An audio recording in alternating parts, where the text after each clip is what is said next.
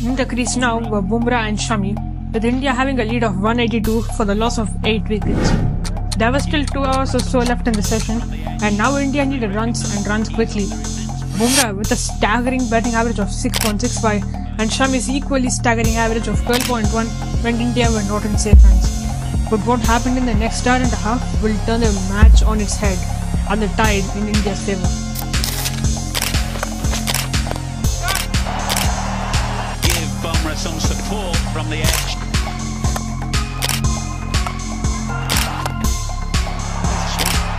The Indian crowd rise, the players' balcony are all on their feet as Shami celebrates. It all started with Shami hitting a couple of good shots.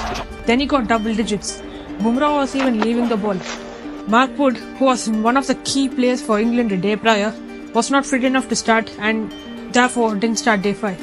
However, he did make a comeback for some short pitch bowling to intimidate the Indian tail. Bouncer after bouncer was fired at the duo, but Bumrah and Shami started a storm that would prove to be a major distraction for the hosts. Bumrah, usually a calm figure, argued and battled, a battle with the arrogant English.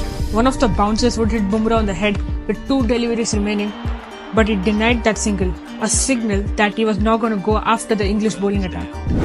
However, England still hadn't gotten the clue and now bowled even more bouncers.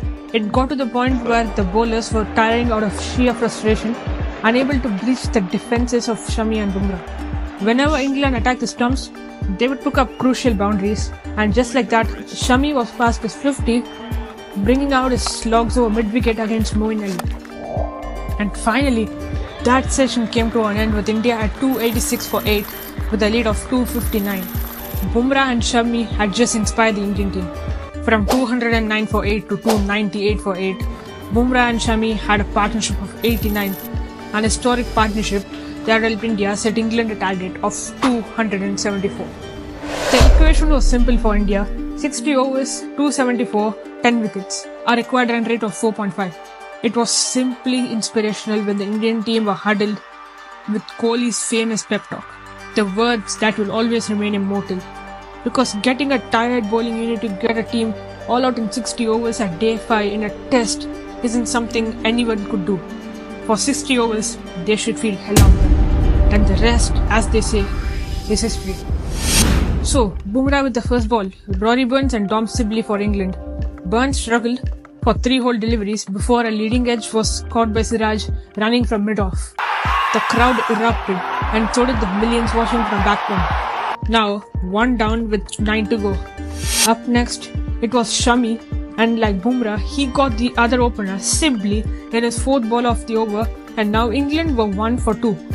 India were in complete control, but however, frustratingly, it would take another 15 overs for the Indian team to strike again, and it was the hero from the 2014 Lord's win, Ishant Sharma. He got a mid LBW, and England were 44 for 3.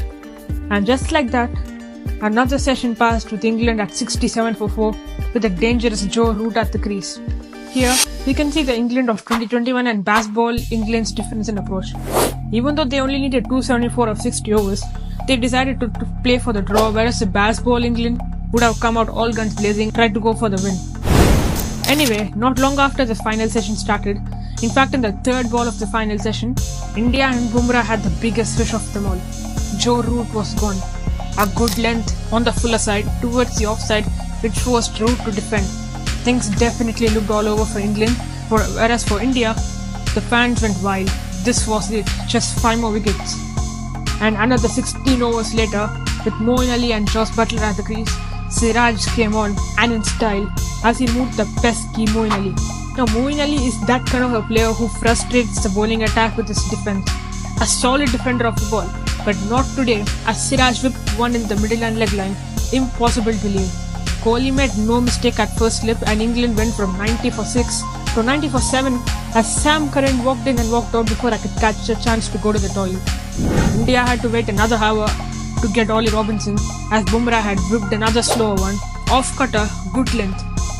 Genius bowling yet again from the spearhead, 120 for 8. But India only had 9 more overs to get the star when Jos Buttler was kind of carrying the batting lineup at this stage, and Mark Wood or Anderson and us, the fans, were not really sure how this match would turn out.